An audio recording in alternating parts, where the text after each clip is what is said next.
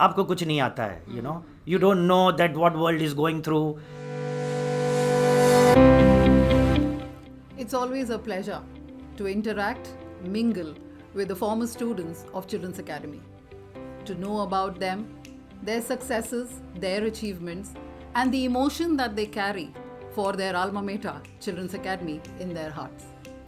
I have with me one such student, Mr. Bhavin Shah, who is the CEO of Education World, one of India's premier education magazines.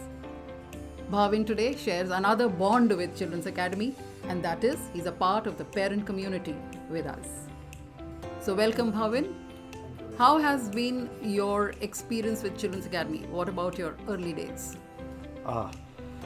So when it comes to early days where quality English medium education was new to this territory, I think so my parent and my father, who's also an academician, believed, saying my elder brother, who was in a Gujarati medium, he wanted to, because obviously I was quite younger, and we had my family had ambitions, saying, you know, I should be in an English medium school.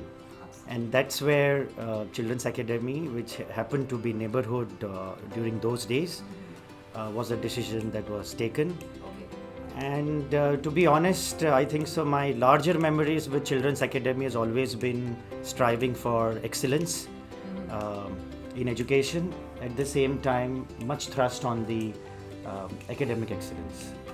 So how would you elaborate on the journey of Children's Academy from the time you were as a student and now? According to me, it seems to be like a 360-degree change. From the time that I was there, where we had constraints in infrastructure while I grew up, and moreover, while I was largely at the school, I used to always have one complaint about the infrastructure provision, because what I felt was a lot of activities that we wanted to do, the school had constraint. But having said that, there was still a platform given to everyone. From that memories, striving really hard for academic excellence, which was largely the goal or the motto during those days, that each and every of us in the classroom used to be only thriving, saying we get just pass in the exam. You know, passing the exam was something really like an Herculean task. Moreover, I think so while I came to the high school, one of the biggest target was not to pass the 10th grade, but to pass the 9th grade. I think so many of them who were there during my batch, only one thing everyone was looking at is saying, can we just pass the 9th grade? Still is a challenge. It still is a challenge, yes. So that was like an achievement during those days. Now, when I look at, and obviously having served in corporates, seen many of the jobs and many of the things that are there, which started coming up in my professional life, I figured out saying, hey, look, academics had never ever given you that edge. And this is where I figured out saying one of the most important part is the holistic education. And this is where when I stepped into education world and we started developing the holistic nature in education, and I saw when I came back to alma mater, I saw that yes, there has been strides of changes that are happening. And one of the most important part which I witnessed was, yes, there was a reception for each and everything which are there in the ecosystem of education. Children's Academy, and obviously when I saw Rohan sir taking up the lead, from taking up the reins from Sir V.V. Bhatt, I figured out saying yes, the entire mental makeup has changed, and he was there to prove saying, hey, look, we are not just one kind of like a suburban school, but the vision really to come up holistically, all-round development was the emphasis that was given. So yes, from one side of coin, which was only for academic excellence, to a holistic development was a sea change. So talking about our founder principal, you've had an experience of being a student while he was the head here.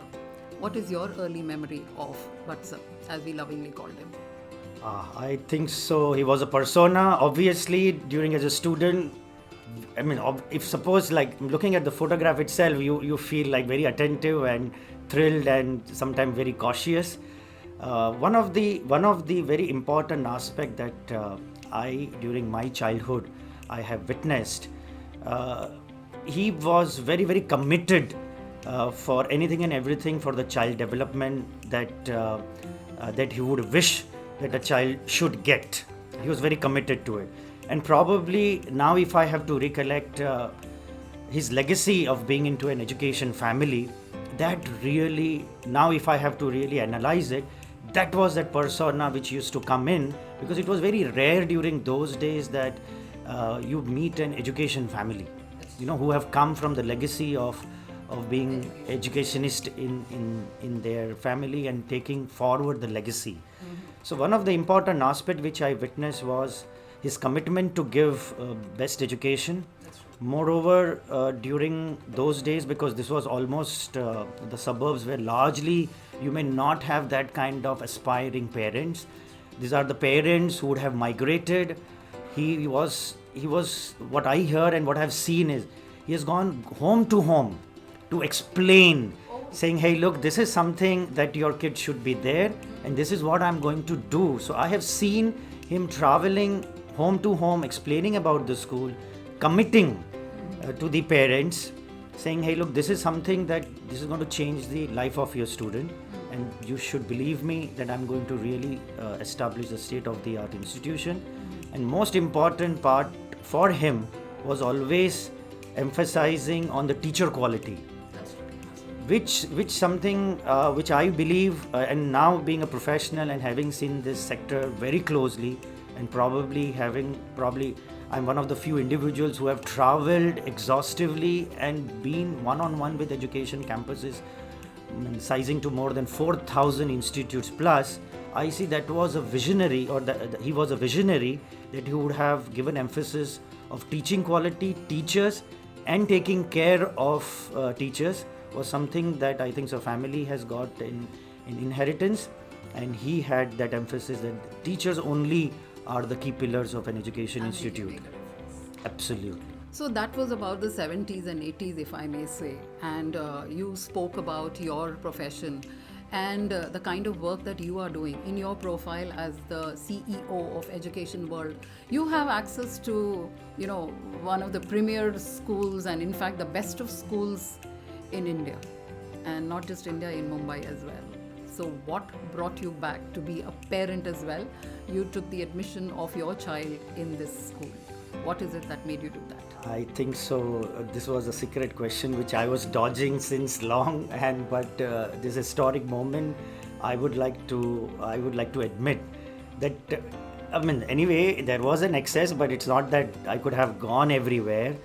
One of the important aspect, and this may differ with something which probably every parent will think, but from before I would have entered into the profession of the education media and Education World, which is India's sole education news magazine. We were also on a mission, and that was to build the pressure of public opinion to make education as the number one item on national agenda. And that's where, when it happened, and my son, when I had to take a call, I think so predominantly my major decision was about the management of the school. Okay. This was very critical for me, because I had seen almost all the schools and I knew about them. I need not go and check it out. One of the differentiating factor for me was someone who's committed to deliver quality education, and largely the management is receptive to deploying the vision and mission.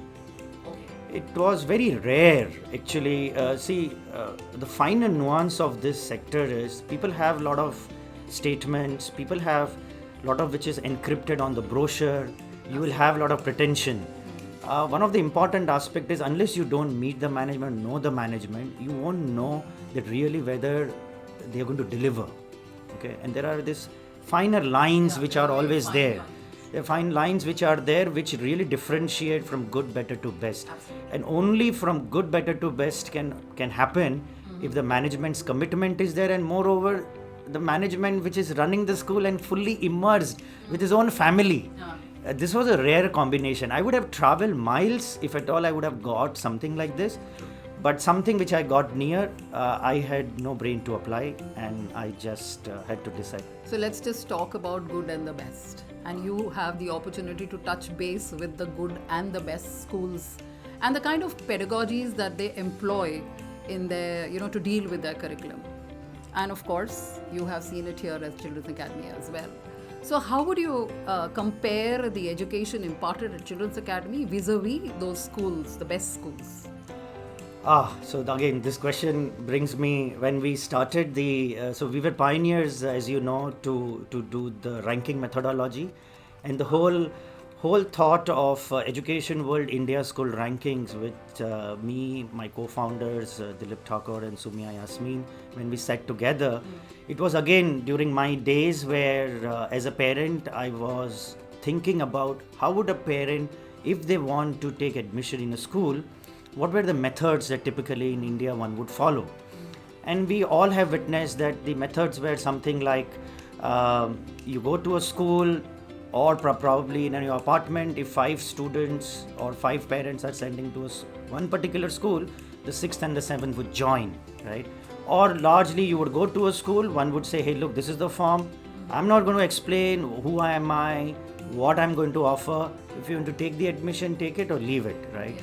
And that's where when we figured out the 14 parameters from a parental eye, where if tomorrow I would have figured out saying, hey, look, sports education is important, co-curricular education is important, value for money, or for that matter, special needs are taken care, is there some kind of a parameter that a school comply on? And we wanted parent to take an informed decision. So do you really think it really influences the parent in choosing a school? Oh, absolutely. I'll tell you, and my journey, whenever I have gone to various of these schools, the remotest of the places, I have seen our 14 parameters. Before I would have met, our parameters have been hung up on the school wall saying this is their vision that we should comply with our 14 parameters. Okay. They have kept like an Education World board. Probably many of them may not be a regular reader of Education World, but that became by default a benchmark for every school to lay it down, saying, hey, look, something like this that we should comply, and we should continuously assess ourselves that where do we stand on these 14 parameters. So your question after that came, which actually emphasizing what were the key points that I would look for. Obviously for me is to weigh Children's Academy in these 14 parameters. And that's where I saw the best of the schools who were complying. It's not that they were not complying, and everyone tries to do the best. But one of the critical aspects which Children's Academy stands out, obviously it's one of the key aspect is to deploy, and I'm emphasizing this word of delivering, deploying and executing education, not just a lip service. When it comes to education, executing the holistic education, where all-round development, when I'm talking about not only what we call it is the hard work in education, but what I saw in Children's Academy was the smarter way of achieving education excellence. Okay, the smarter way was, because when I'm comparing that, for us it was this 8, 10, 12 hours just concentrating on, and largely I think so we all our batches during the late 70s and mid 80s were a rote learning product. Okay, we used to be, because our focus was saying, hey, look, and it was a generation thing, because you had to make a mark, and somewhere or the other that was the only focus which was there in the air. There was not much of out of the box, or not something which you would largely do an experiment, which I saw a smarter way you can achieve it. Correct. And that is something which I saw Children's Academy really adopting it well. Moreover, secondly, we were talking about a nation where obviously there was excellent sporting culture, but never ever going till the excellence. You had a culture where you were playing and you were doing a lot of sporting activity, but never ever a focus was there on excellence. And to be honest, I would have never ever seen, particularly a Mumbai or a suburban school, really talking also about it. Okay, saying, hey, look, we need to really make our players or make students play sport and really excel in it. It was, to my surprise, that without having any adequate infrastructure, school really excelled in sports. So again, I will emphasize the smarter way, not on focusing on the inputs but on the outputs. That's where again the competence of faculty which Children's Academy invests in, not only in the academics but each and every of these spaces, which also includes the sports education, was something really commendable. And we have seen, or including, I mean, if I have to relate to the current example, including my son, who's a state player, very few of them who would make it to the under 19 cricket team. He's playing, and we always have seen the games like hockey, where we have in the India player from Children's Academy, which probably, if I have to tell a boarding school or the schools which runs into acreages, they may not have produced. Absolutely. So this is something which I will really feel that Children's Academy stands apart. And again, I would emphasize on the commitment which management and the leadership quality that Children's Academy possesses, including all the HMs, the principals. I think so. Obviously, it's through the blessing of Sir V.V. Bhatt, which is there across all the campuses, where the family is blessed to have manpower also who are committed. Otherwise, by the way, if I have to talk from the sector point of view, it's a very difficult task to get sustainable, dedicated manpower. Actually, yes, which is true. You mentioned about experimenting in education. So, and that is actually happening. You can see the changing trends in education today with the NEP 2020 trying, we have to inculcate a lot of changes in the system, and also a number of international boards and schools and universities trying to trickle into our system. So, how do you think schools today, the existing schools today, should prepare themselves for these changes? See, now we are living in a changing world, and let me state that we are now living in a post-COVID era, which has changed not only our lives, behavior, but a lot of changes in education, right? One of the most important aspect is the embracing of technology, which probably was there. We were in the edtech evolution, but now it has become like a mandatory part, right? Yeah, it's way of life. All those at the same time, various other implementations. It's inevitable that you can say that, hey, look, I want to be away and I don't want to embrace technology. So that's one. But let me emphasize one of the key aspect. And in this changing world, with the government's policy of the new education policy and the new curriculum framework that is getting implemented, and if I have to relate with what was happening till date in our country, at the same time with the post-COVID era, one of the most important thing as far as institutes to brace up, cope up, at the same time implement, I may suggest 4 to 5 of the key aspect, apart from what generally education is happening. Number one, I think so most important part for all the education institute is to start developing the mental well-being or the social emotional learning, which typically is coming as such as a new subject now. It was always there, but post-COVID and going forward, the kind of lifestyle, the kind of professions, and the kind of atmosphere that we see, the social emotional intelligence, at the same time the mental well-being, is something that the school needs. School stakeholders, at the same time teachers first need to be aware that how really the mental well-being need to bring in the day-to-day schooling life. Very true. Right, and that is something which has not been embedded as a qualification to any of the teachers. But this is two side of coin, where probably a parent also need to be aware, and that's a dual role with the school management and teacher have to play while deploying or executing education. That's true. This is an unsaid fact. Faster it is absorbed, the better it would be. Correct. Yeah.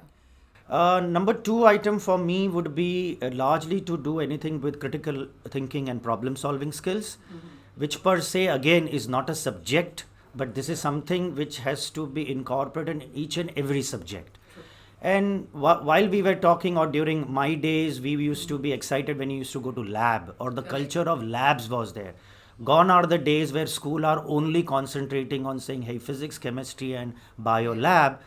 I think so. One of the most important aspect for a school is now to have resource centers, center for excellence, which are going to be there, and this is where you really harness the interest of the child, which probably becomes a platform to really build up his or her likeness for a particular subject, which can shape up into the likeness of a career, right? And the career development, which typically in our days was during the bachelor's or probably master's, or probably it would have happened saying, ठीक है, कुछ नहीं किया तो wherever I'm going to settle in, and that I'll adopt as a career. Correct. So that's not something which is going to happen now. Children are really focused, and with that focus, if school starts inculcating the problem solving and creative thinking modules or the pedagogies, which could be embedded right across from a literature class till a science, till a math, and for that matter going forward, this is converted into a career focused cell which they can harness their interest and pursue a good career. One of the interesting aspect that particularly when I have to talk about India, and where by the time if suppose what we are also talking about Children's Academy having a time capsule, and when kids are going to witness saying what's the world about, one of the important aspect which I feel is inculcating or setting example for entrepreneurship. Yeah. And that cell, while we were always a receiver of anything which used to be coming from Western world, one should understand, and in education particularly, education institutes should take pride what were our roots. We, to many extent, when we follow any curricula, or largely when so-called internationalization happens, we tend to forget our roots. Where one has to understand that India has a legacy of entrepreneurship, and this is where we were always been job givers, and this is something which should start from school at early ages, where it's okay where if a child fails in doing anything, try to encourage them to do lot of experiments, try to also make them aware saying if you fail, it's accept that failure, be risk takers. And this is where school can have an industry alliance, where there are a lot of exposure that a student gets at high school level. I'm not trying to tell you saying you shove it down till the primary level, but it's very appropriate for a school to have a high school in the high school have sessions from industry, where the skills of entrepreneurship are being laid down, where all what you have learned by way of your book, you get a chance to deploy, and you never know that through this experiential learning, you really find a robust a path to pursue your dream. And it's not necessary that unlike any of the past, where you would have continued with one job or a profession and you end up retiring over there, you get an opportunity to touch upon 2 to 3 different likes of yours. So you may be a medical professional, but then pursue a musician during your end of your life or the middle of your life, and also do a lot of social impact work. And that's how you try to inculcate giving back to the society. So these are the platforms which the education institutes, and particularly I always emphasize, and we at Education will always emphasize, that schooling or the school time that a child spends not only shapes up his or her life, but that shapes up the economy of the nation. And this is something that every education institute should be cognizant about, and not only about the government mechanism or the private schools. It's, I think, so the duty of each and every individual, or even if it's a neighborhood, even if it's a street vendor, to respect that what education institute is doing, respect what teachers are doing. And that's where something larger emphasis which I want to make to all the education institutes. Please consider we were the first to say, please give all your teachers a TR tag rather than a doctor. They should put it on their windshield on the car or at their home, where the first respect, if it has to go to the designation of a teacher. And that's where something which I am very proud about, the Children's Academy has really respected it well. And that is the communication which I would like to give it to all the schools. The teachers were and are and will always be the key pillars of driver of education. Correct. technology could be an enabling aspect, but it can never ever replace a guru, which in this day and time is also called as the facilitator, or for that matter, who's like a buddy in many of the time, and which I probably the future generation should be aware, and the future generation of Education Institute also should be incorporated. All right, well said. So, Bhavin, you and I both have been parents with Children's Academy, and we already know that Children's Academy is far-sighted. So, all the attributes and traits or the skills that you mentioned from the NEP, or even otherwise critical thinking, citizenship, communication, which is already being, like interwoven in the curriculum at Children's Academy. Even entrepreneurship, I would say, giving them opportunities to set up small stalls, etc. On Teachers' Day or Children's Day, etc. So we are giving those opportunities to our children. So as a parent, as an enlightened parent, what would be your advice to the parents who are already with us, or maybe the ones who would come in? So that gives me we've been talking. That gives me an idea about parenting education, and I think so. It's very, very important.